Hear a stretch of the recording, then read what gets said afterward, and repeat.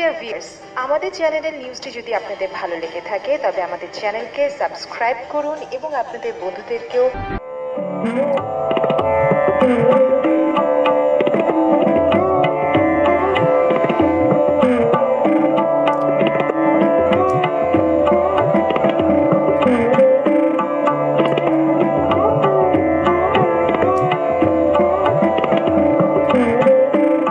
প্রিয় ভিউয়ার্স, সবাইকে শুভেচ্ছা জানিয়ে আজকে শুরু করছি টিস্যু কালচার খেজুর গাছ নিয়ে কথা।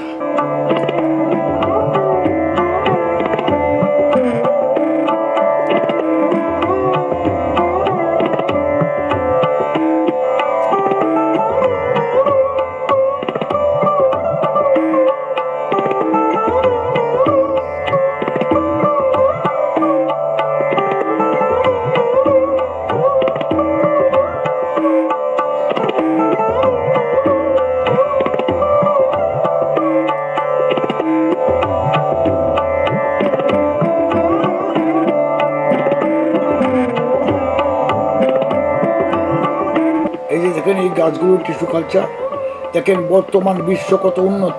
আমরা যে ধান আবাদ করছি এই ধানগুলো কিন্তু টিস্যু কালচার করা হয়। টিস্যু কালচার করে বিভিন্ন হাইব্রিড জাতে পরিণত করছে, উচ্চ ফলনশীল।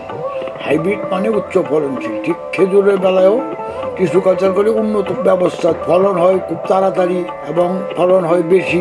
আর ধানের বেলায় যেরকম ফলন হয় বেশি, ঠিক তদ্রুপ টিস্যু কালচার খেজুর গাছেও ফলন হয় বেশি। দেখতেছেন আপনারা টিস্যু কালচার করতেছে টিস্যু কালচার ল্যাব। এটা সৌদি আরবে, এটা আলরাজি কোম্পানি, তারা তৈরি করে এই চারাগুলো। তারপরে এগুলো ভারতের অতুল কোম্পানি ছোট ছোট টিস্যুগুলো টেস্ট টিউব করে কিনে নিয়ে আসে। তারপরে তারা এগুলো তাদের ল্যাবে, তাদেরও বড় ল্যাব রয়েছে, সেখানে নিয়ে এসে তারপর সেগুলোকে নার্সিং করে, সেবার শুশ্রূষা করে তারপরে এগুলি বড় করে তারপরে বাজারজাত করে বিক্রি করে আমরা তাদের কাছে কিনে এনে লাগাই। এই যে দেখেন ছোট্ট একটা গাছ, এটা গাছের বয়স হলো 2 বছর। এই গাছে ফুল এসে গেছে ইনশাল্লাহ। এই গাছগুলো আমি নিজে লাগিয়েছিলাম, 2 বছর আগে লাগাইছিলাম। 2 বছর হয় নাই, 1 বছর 10 মাস। এগুলো উন্নত ল্যাবে তৈরি করা হয়। এটার মূল কারণ হলো টিস্যু কালচারের 2টা দিক বিবেচ্য। একটা দিক হলো তাড়াতাড়ি ফলন হয় এবং ফলন হয় বেশি, আর একটা দিক হলো সব চারা মহিলা চারা হয়। কারণ এই টিস্যুগুলি নিষিক্ত করা হয় বা সংগ্রহ করা হয় মহিলা গাছের টিস্যু থেকে, টিস্যু বা শ্বাস থেকে। মাঝখানে আমরা তাকে মাইজ বলি বা শ্বাস বলি, সেই শ্বাস থেকে টিস্যুগুলি নেওয়া তো সূক্ষ্ম ক্ষুদ্রতম অংশ কণাগুলি, এগুলি ল্যাবে মাসের পর মাস, বছরের পর বছর এগুলি সংরক্ষণ রাখে ল্যাবে শীতাতপ নিয়ন্ত্রিত কক্ষে। জেলির ভিতরে এগুলি ভরে রাখে এবং জেলিতেই এইগুলি অঙ্কুরোদ্গম হয়। জেলিটা হলো কয়েক জাতের প্রোটিন খাদ্য সমৃদ্ধ বিশিষ্ট এক ধরনের তরল পদার্থ। সেই জেলির ভিতর সেই টিস্যুগুলিকে নিমজ্জিত করে রাখা হয় এবং সেখানে সেগুলো নিষিক্ত হয়ে অঙ্কুরে পরিণত হয়, পূর্ণ অঙ্কুরে পরিণত হয়। তারপরে অঙ্কুরগুলি আস্তে আস্তে বড় হতে থাকে। এইভাবেই তৈরি হয় টিস্যু কালচার চারা।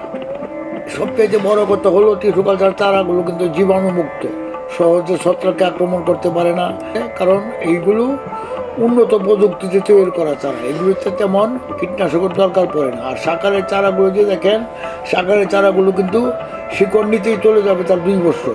কারণ এই চারাগুলিতে কোনো শিকড় নাই, যে দেখেন কেটে রাখা হয়েছে, শিকড় নিয়ে পরিপূর্ণ হইতেই এটার 2 বছর লেগে যাবে।